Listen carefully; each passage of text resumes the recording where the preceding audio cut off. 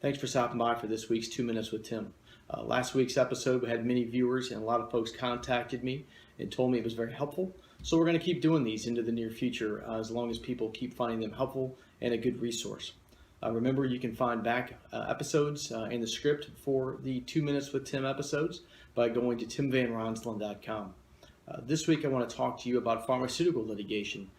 You've seen the ads on TV and the commercials that describe a drug and then ask you whether you have had any problems with that drug. And this week I want to talk about a case I have involving a drug called Xarelto. If you or your loved ones have had a problem with blood clots, they may have been prescribed a medicine called Coumadin. Coumadin's been around since the 1950s. It's been an extremely effective and very cheap drug. Users have had a lot of relief from those problems after being placed on Coumadin. They do have to watch their diet, and they have to get regular blood tests to make sure their blood isn't too thick or too thin. The drug's been around for a long time, and about a 30-day supply costs around $4. In 2011, Johnson & Johnson, along with Bayer, marketed and developed a drug called Xarelto. Xarelto hit the markets in an effort to replace Coumadin by getting rid of the blood requirements of blood testing and the dietary restrictions as well. Initially, the FDA refused to approve Xarelto in light of how effective Coumadin had been. But the FDA considered it more, and they decided to approve the drug for blood thinning purposes. And it hit the markets in 2011, and it was a blockbuster drug, and it still is. About a 30-day supply costs a little over $400 of Xarelto, and it brings in billions of dollars of revenue, billions with a B, to Johnson & Johnson every year. So it's been a blockbuster drug for them.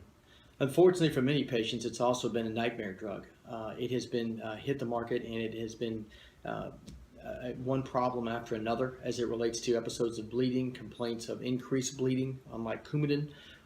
Even though you don't have the blood testing requirements, there's been many episodes of people suffering life-threatening and even deadly episodes of bleeding within their bodies due to Xarelto.